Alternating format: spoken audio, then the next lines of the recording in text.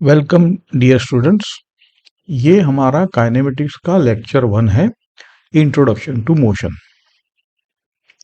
देखो, अब मैं आपको, because this is your first lecture, एक बात क्लियर करना चाहूँगा कि अपेरेंटली ये सारी जो इस लेक्चर के कॉन्सेप्ट है, फ्रेम ऑफ रेफरेंस, रेस्ट और मोशन का असली मतलब, मोशन के टाइप्स वगैरह, छोटे मोटे कॉन्सेप्ट अपेरेंटली सिंपल लगते हैं, लेकिन बाद में कंफ्यूजन होता है। इसलिए हम इन कॉन्सेप्ट को इस लेक्चर में देखेंगे और रिपीटेडली अगर चीज़ें आए तो भी इट्स वर्थ नोटिसिंग, है ना। देखते हैं और भी कौन से कॉन्सेप्ट है। तो welcome again and let's begin.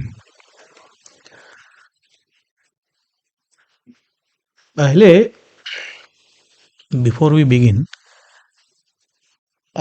ये एक क्वेश्चन है, आप थोड़ा सा सोचो इसके ऊपर। सपोज एक पैसेंजर ट्रेन में बैठा है, बुक पढ़ रहा है and he is completely absorbed reading that book, so that what will he feel is, मैं तो रेस्ट में हूँ। अब प्लेटफॉर्म पे या कहीं दूसरा इंसान जो कि ग्राउंड पे खड़ा है, वो उसी पैसेंजर को अगर देखता है तो वो कहेगा कि the passenger who is reading is moving, है ना। तो क्वेश्चन उठता है, दोनों में से कौन सही है, ये क्वेश्चन है। Well, you know the answer. दोनों सही है, क्योंकि दोनों अलग अलग फ्रेम ऑफ रेफरेंस से देख रहे हैं। यही एक आइडिया इस लेक्चर का कोर है ना। और ऐसे छोटे छोटे आइडिया जो कि एक दूसरे से लिंक्ड है, वो अगर आप जोड़ के रखे और बिना कंफ्यूजन के, तो पूरा चैप्टर आपका सीधा हो जाता है। चलो आगे बढ़ते हैं। ये बिफोर वी बिगिन अगेन, एक रोड मैप है, देख लो।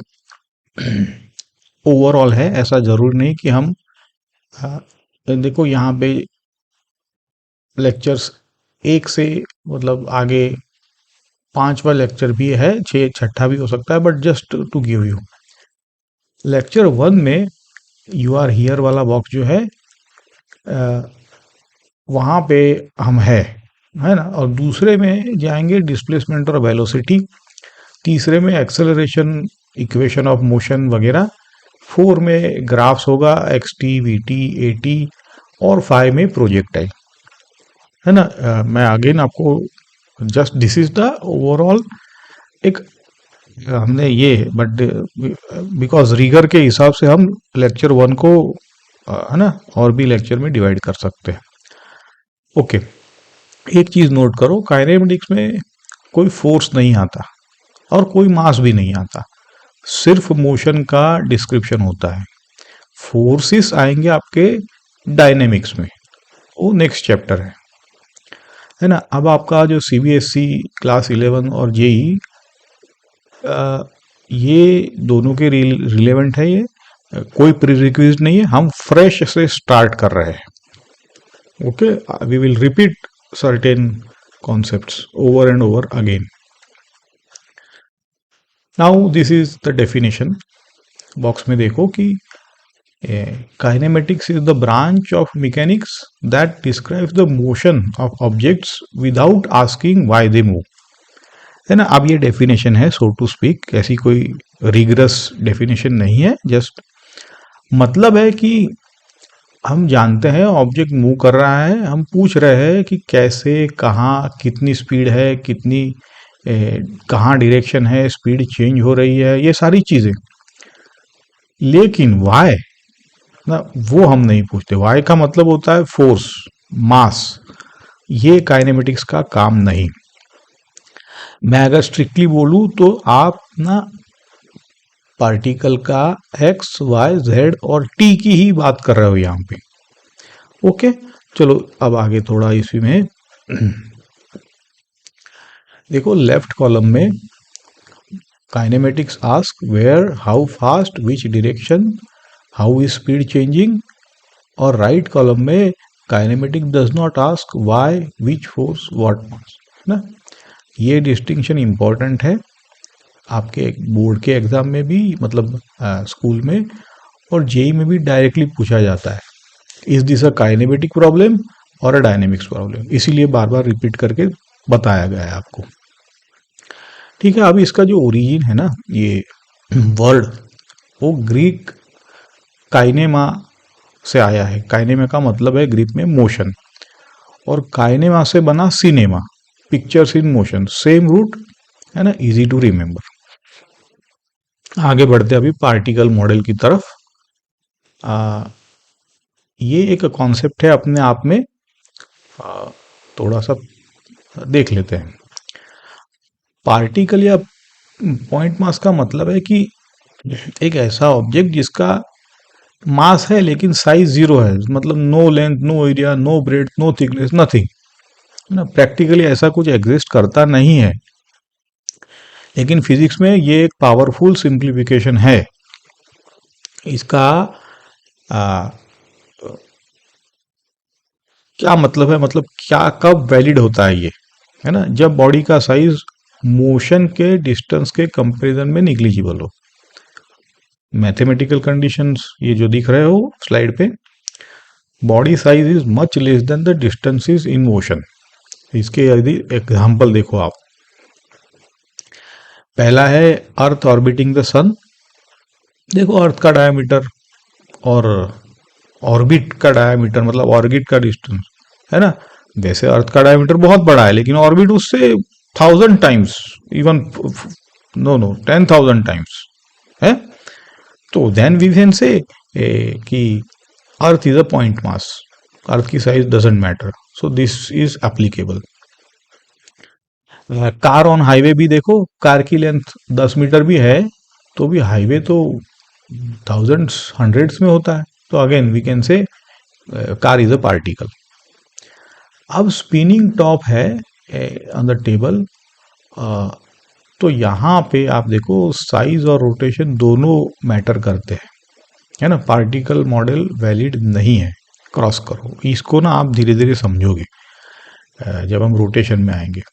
अब इतना मैं आपको बता दूं, रूल ऑफ थंब ये लगाओ, अगर मोशन का डिस्क्रिप्शन सिर्फ कहाँ गया से हो सकता है बिना कैसे घुमा के, तो आप पार्टिकल मॉडल लगा सकते हो, है ना। इतना जस्ट रूल ऑफ थंब हम समझ लेंगे। आगे अब बढ़ते हैं, टाइप्स ऑफ मोशन कैसे होता है। ये ट्री डायग्राम देखो, मोशन के 3 मेन टाइप्स है यहाँ पे। पहला है ट्रांसलेटरी, जब एक बॉडी एक जगह से दूसरी जगह जाती है बिना रोटेट किए, है ना। इसको सब टाइप्स है, रेक्टिलिनियर मतलब स्ट्रेट लाइन पाथ, और कर्विलिनियर मतलब कर्ड पाथ। दूसरा है रोटेटरी मोशन, बॉडी अपनी एक्सिस के अराउंड घूमती है, जैसे सीलिंग फैन हो गया, अभी जो स्पिनिंग टॉप की बात की वो। तीसरा है ऑसिलेटरी मोशन, है ना, बॉडी एक मीन पोजीशन के अराउंड आगे पीछे, जैसे पेंडुलम हो गया, स्प्रिंग मास हो गया, है ना। तो इस सीरीज का जो फोकस है, जो एम्बर बॉक्स में मार्क है, वो ट्रांसलेटरी मोशन, मतलब रेक्टिलिनियर और कर्विलिनियर, ये दोनों हम कवर करेंगे। इंपॉर्टेंट नोट है, रियल लाइफ में बहुत सारी मोशंस का कॉम्बिनेशन होता है, ऐसी कोई सिंपल मोशन रियल लाइफ में नहीं होती है। जैसे एक सिंपल सा बॉल स्लोप पे रोल करे, तो उसकी ट्रांसलेटरी भी मोशन होती है और रोटेटरी भी होती है। काइनेमेटिक्स में हम पहले समझने के लिए अलग अलग ट्रीट करते हैं दोनों को, है ना। चलो आगे बढ़ते हैं, अब ये जो हम ट्रांसलेटरी मोशन की बात करते हैं उसको समझ लेते हैं। अगेन ये डेफिनेशन है, पढ़ो इसको। Every particle of a body travels the same distance along parallel path. इसको वैसे तो डायग्राम की मदद से समझेंगे, समझना चाहिए, बट मतलब है कि बॉडी का कोई भी पार्ट सेम डायरेक्शन में सेम डिस्टेंस ट्रैवल करता है। बॉडी अपना ओरिएंटेशन चेंज नहीं करती, आप इतना सिंपल समझो, रोटेट नहीं करती बस, है। इसके एग्जांपल ले लो कि लेफ्ट में एक रेक्टिलिनियर कार या ट्रक या स्ट्रेट रोड पे जा रही है, है ना, एम्बर एरो राइट की तरफ है, कांस्टेंट डायरेक्शन है, हर पार्टिकल सेम डिस्प्लेसमेंट ले रहा है, ये रेक्टिलिनियर ट्रांसलेटरी मोशन। राइट में देखो तो कर्वीलिनियर है, कर्व पाथ है, जैसे प्रोजेक्टाइल है, बॉडी मूव कर रहा है कर्व पाथ पर, लेकिन नोट करो नो स्पिन लिखा है ना, बॉडी रोटेट नहीं कर रही, ये कर्वीलिनियर मोशन है। समझ गए आप? तो इसकी की कंडीशन है कि all particles move identically, same speed, same direction at every instant, यही ट्रांसलेटरी की पहचान है। समझ गए आप? इसको थोड़ा समझना ये जरूरी है, क्योंकि आगे सर्कुलर मोशन में भी ये सब कॉन्सेप्ट आएंगे, है ना। अब देखते हैं टाइप्स ऑफ मोशन, आगे देखो कि टेबल ही है ये तो, आप फोटो भी ले सकते हो। रेक्टिलिनियर का मतलब है स्ट्रेट लाइन ट्रांसलेशन, जैसे फ्री फॉल हो गया, कार ऑन हाईवे हो गया, है ना, स्ट्रेट पाथ है। कर्वीलिनियर में आप कर्व्ड ट्रांसलेशन होता है, रोटेशन नहीं होता, लेकिन याद रखो। हाँ, तो जैसे प्रोजेक्टाइल हो गया, रिवर, रिवर बोट मतलब न, अगर रिवर टर्न ले रही है, यूजुअली रिवर तो कर्वी, इसीलिए रिवर बोट कर्व पाथ है ये। रोटेटरी में body spin about its axis, जैसे कहा फैन, स्पिनिंग टॉप, अर्थ भी स्पिन करता है, ये सर्कुलेटरी अबाउट द एक्सिस है। ऑसिलेटरी में to and fro about the mean position, जैसे पेंडुलम, स्प्रिंग मास, है ना, बैक एंड फोर्थ है। ये जो टेबल है ना, वो आपको एनसीईआरटी और जेई दोनों में डायरेक्टली यूजफुल है ना। अब इसमें ना आगे ये एक टिप है, एक सिंपल क्वेश्चन याद रख लो, आपकी जेई में गलती नहीं होगी। क्वेश्चन है, does the body change it's orientation? अगर नहीं, ट्रांसलेटरी मोशन, अगर हाँ, रोटेटरी है, ये कंबाइंड हो गया। जैसे rolling without sleeping classic example है, बॉल आगे भी बढ़ती है और रोटेट भी करती है, तो ट्रांसलेटरी प्लस रोटेटरी। जेई में what type of motion is this वाले एमसीक्यू में ये लॉजिक लगा लेना, है ना। अब आते हैं, ये फ्रेम ऑफ रेफरेंस का जो कॉन्सेप्ट है ना, ये अच्छा कॉन्सेप्ट है, इसमें कई बार गलती होती है, देखते इसको ध्यान से। डेफिनेशन आप पढ़ लो, frame of reference is the coordinate system attach to an observer. देखो यहाँ पे ऐसा नहीं कि X Y Z, to an observer, observer के साथ attach, from which position velocity acceleration are measured, है ना। इसका मतलब है कि एक्स वाई जेड तो है, लेकिन टी भी वहीं से आप क्लिक शुरू होता है। सिंपल लैंग्वेज में कहे तो ऑब्जर्वर कहाँ खड़ा है और उसने अपना कोऑर्डिनेट सिस्टम वहां फिक्स कर लिया है जहां पे वो खड़ा है, उसी जगह से वो सब कुछ मेजर करता है। समझ गए? तो अब ये क्यों जरूरी है, जैसे तो लेट अस से बॉल इज मूविंग, ऐसा अगर किसी ने कह दिया तो वो इनकम्प्लीट है ना। मूविंग रिलेटिव टू व्हाट, ये थोड़ा ना, किसी भी मेजरमेंट का मतलब तभी बनता है जब आप फ्रेम को स्पेसिफाई करो, है ना। स्लाइड के आप राइट साइड में एक डायग्राम है, जो ये आप ऑब्जर्वर ओरिजिन पे है, ऑब्जेक्ट पी कहीं पे है, जो पी, और ये जो पोजीशन है ना, उसको आर वेक्टर, ओरिजिन से पी तक जा रहा है। ये जो आर वेक्टर है वो पढ़ेंगे आप, आगे भी आएगा और आप वेक्टर में भी देखा होगा आपने। यही होता है ये फ्रेम ऑफ रेफरेंस में। ये जो स्टैंडर्ड चॉइस है ना, वो इनर्शियल फ्रेम है ना, मतलब ओरिजिन पे ऑब्जर्वर है, एक्सिस फिक्स्ड है। फिक्स का मतलब है एक्सेलरेटिंग नहीं है, एटलीस्ट अभी तो इतना समझो कि नो एक्सेलरेशन, है ना, बस इतना बहुत है अभी। सीबीएसई और जेई में मोस्टली इनर्शियल फ्रेम यूज होते हैं। इनर्शियल का मतलब है कि नो एक्सेलरेटिंग फ्रेम, ठीक है, तो सारे मेजरमेंट वैलिड है। अगर इनर्शियल फ्रेम है तो। ठीक है, चलो ये डायग्राम ध्यान से देखो। मूविंग ट्रॉली है, ट्रॉली पे एक सूटकेस रखा है। ये सिंपल है चीजें, लेकिन फिर भी मैं जैसे मैंने कहा हम रिपीट कर रहे हैं चीजों को। ऑब्जर्वर वन वन को ग्रीन कलर में है, ट्रॉली पे ही बैठा है वो। ऑब्जर्वर टू रेड कलर में ग्राउंड पे बैठा है। ठीक है, ये देख लिया आपने। अब देखो, ऑब्जर्वर वन कहता है सूटकेस इज एट रेस्ट, क्योंकि उसके फ्रेम में सूटकेस के पोजीशन चेंज नहीं हो रही है। ओके, ऑब्जर्वर टू क्या कहेगा? सूटकेस इज मूविंग, क्योंकि ग्राउंड फ्रेम में सूटकेस का पोजीशन कंटिन्यूसली चेंज हो रहा है ना। तो बोथ आर करेक्ट ऑब्वियसली, है ना। ये कॉन्ट्राडिक्शन नहीं है, ये फिजिक्स है। दोनों ऑब्जर्वर्स अलग फ्रेम से देख रहे हैं, दोनों अपने फ्रेम में सही है। अगर कोई एग्जाम में पूछे is the suitcase at rest, answer होगा with respect to which frame, है ना। इनकम्प्लीट क्वेश्चन का इनकम्प्लीट ही आंसर होता है, कहने का मतलब। चलो अब इसी कॉन्सेप्ट को थोड़ा और देखते आगे रेस्ट और मोशन में। देखो यहाँ लेफ्ट बॉक्स में आप रेस्ट, है ना, body is at rest if position does not change with time relative to chosen frame. Right box में मोशन है, body is in motion if its position changes continuously with time relative to chosen frame. दोनों definition में एक common phrase आप notice करो, relative to chosen frame. ये accidental नहीं है, सेंट्रल आइडिया है रेस्ट और motion are relative, never absolute. इसका मतलब है कि एक ही ऑब्जेक्ट एक ही टाइम पे एक फ्रेम में रेस्ट में हो सकता है, दूसरी फ्रेम में मूविंग हो सकता है ना।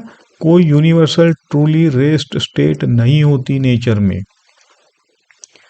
अब अगर मैं आइंस्टाइन की बात करूं यहाँ पे, if you allow me please, तो उसकी जो स्पेशल रिलेटिविटी आइडिया है ना, वो यहीं से बिल्ड होता है। थोड़ा हमारे एक दो वीडियो है इसके ऊपर। एनीवेज, अभी तो आप क्या करो कि जेई के लिए ये हम इसका इतना अंडरस्टैंडिंग और थोड़ा इतना बहुत है, आगे इसको पक्का करते हैं रेस्ट और मोशन।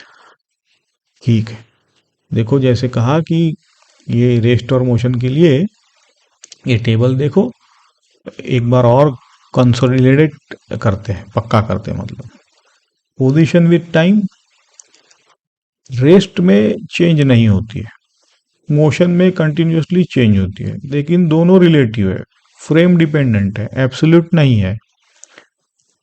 सूटकेस एग्जांपल है, ट्रॉली फ्रेम में रेस्ट, ग्राउंड फ्रेम में moving simultaneously. Can both coexist? हाँ, सेम ऑब्जेक्ट सेम इंस्टेंट, एक फ्रेम रेस्ट में दूसरा मोशन में। Bottom line always say at rest with respect to, है ना, या moving with respect. Frame specify करना कंपलसरी है, वरना तो कोई मतलब ही नहीं रहता। चलो ये 3 क्विक क्वेश्चंस है, खुद सोचना पहले, आंसर बाद में आएगा, है ना। एक एस्ट्रोनॉट फ्लोट कर रहा है मोशनलेस अपने कैबिन में। इज शी एट रेस्ट और is she at in motion? Well you know the answer, ऐसा तो कुछ है नहीं, बट फिर भी बोथ, है ना।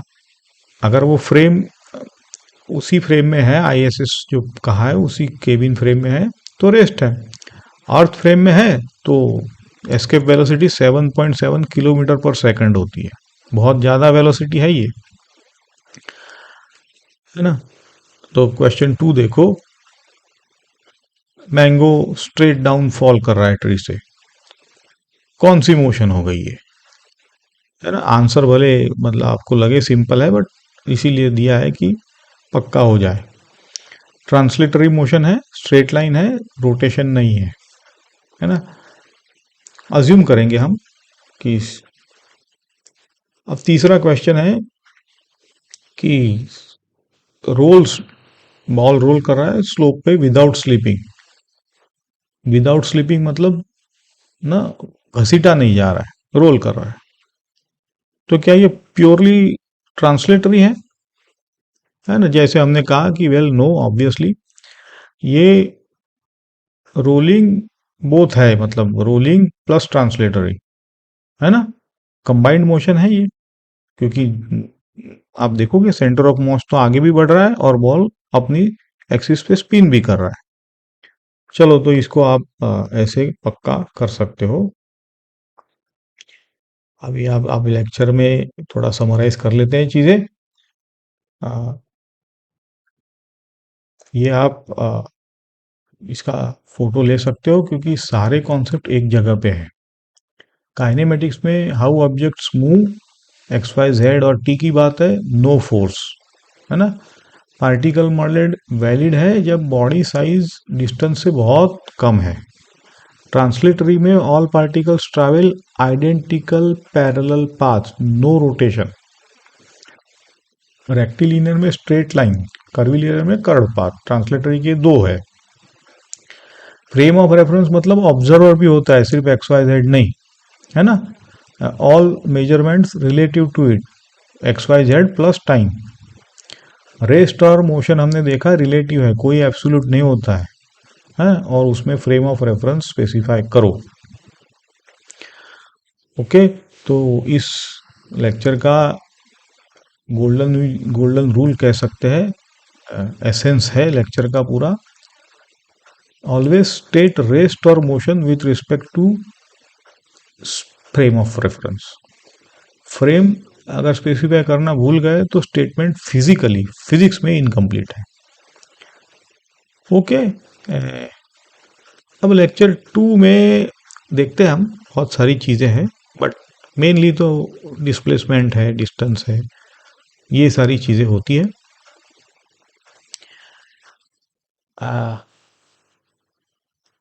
देखो यहाँ आप लोग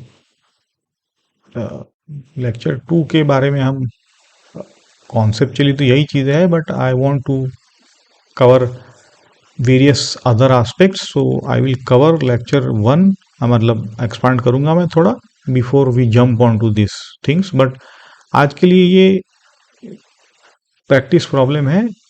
ये देखो, is rotating ceiling fan translatory, है ना? आपको पता है, लेकिन जस्टिफाई करो, ट्राई टू। प्रॉब्लम 2 है, car goes around in a circular track without spinning, कौन सी मोशन है? आपको पता है ये। और आप one daily life example of rectilinear और कर्विलिनियर का, है ना? तीनों के आंसर अपने नोट्स में लिखो, प्रैक्टिस करो। इसको शायद हम नेक्स्ट लेक्चर में कवर करेंगे। कमेंट करना अगर आपको क्वेश्चंस में कहीं डाउट है तो। चलो, तो कंप्लीट होता है अपना ये लेक्चर 1, इंट्रोडक्शन टू मोशन में। लाइक करो अगर हेल्पफुल लगा है, सब्सक्राइब करो चैनल को, अपने दोस्तों के साथ शेयर करो जो फिजिक्स पढ़ रहे हैं। लेक्चर 2 में मिलते हैं। Take care till then, thank you.